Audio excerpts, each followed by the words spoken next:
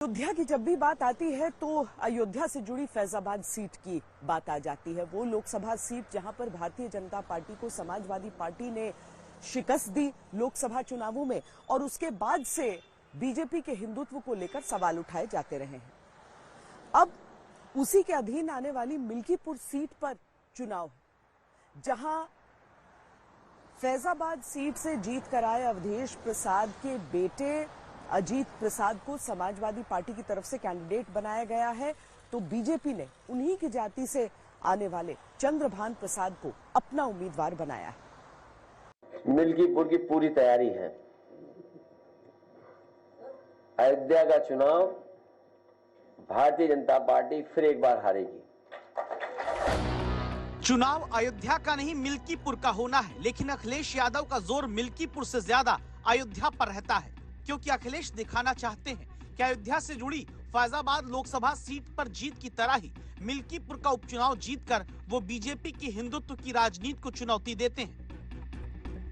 मान करके चलिए कि मिल्कीपुर में होने वाले उपचुनाव में भी कमल ही खिलेगा, क्योंकि कमल के लिए हर व्यक्ति लालायित है और मुझे लगता है कि कोई संदेह नहीं होना चाहिए उसमें। हाल में 9 सीटों के उपचुनाव में मुस्लिम बाहुल्य सीट पर भी कमल खिलाकर बीजेपी अब मिल्कीपुर उपचुनाव को जीतकर ये बताना चाहती है कि फैजाबाद में समाजवादियों की जीत कोई तीर नहीं तुक्का थी।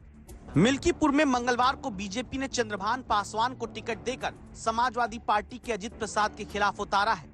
अजीत प्रसाद अवधेश प्रसाद के बेटे हैं। बीजेपी प्रत्याशी चंद्रभान पासवान पासी समाज से ही आते हैं, जिससे अवधेश प्रसाद भी आते हैं। बगल के इलाके रुदौली से 2 बार जिला पंचायत सदस्य रहे हैं। 2 साल से मिल्कीपुर सीट पर सक्रिय होकर सियासत करते हैं।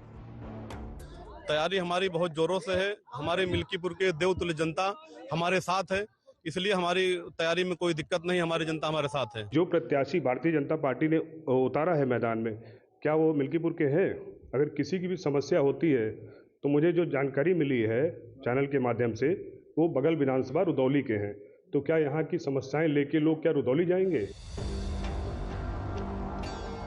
मिल्कीपुर में लड़ाई प्रत्याशियों में नहीं बल्कि नैरेटिव की है, जहां आमने सामने अखिलेश यादव और मुख्यमंत्री योगी आदित्यनाथ।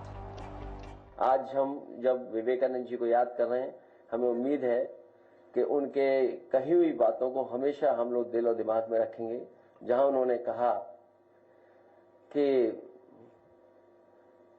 धर्म से ज्यादा हमें रोटी की जरूरत है देश के लोगों को। स्वामी विवेकानंद के उद्घोष जो राष्ट्रीयता को चेतना जागृत करने में जिनकी बहुत महत्वपूर्ण भूमिका थी, उन्होंने कहा था पूरे देशवासियों से कि गर्व से कहो हम हिंदू हैं।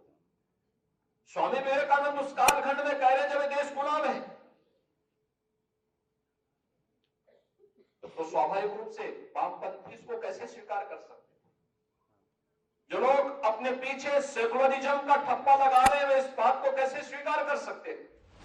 2022 में मिल्कीपुर से अवधेश प्रसाद करीब 12,000 वोट से ही जीतकर विधायक बने, जिनके फैजाबाद से सांसद बनने के बाद पीडीए के पोस्टर बॉय की तरह अखिलेश यादव उन्हें साथ लेकर चलते आए हैं। संसद में सीट पीछे दिए जाने पर भी अपने साथ आगे ही अखिलेश अवधेश प्रसाद को बैठाते आए हैं। उसी मिल्कीपुर में अब बीजेपी न सिर्फ जीत हासिल करना चाहती है, बल्कि इतने अंतर से सीट जीतना चाहती है ताकि ये सिद्ध किया जा सके कि पिछड़े दलित अब भी हिंदुत्व की बीजेपी की राजनीति के साथ ही जुड़े हुए हैं।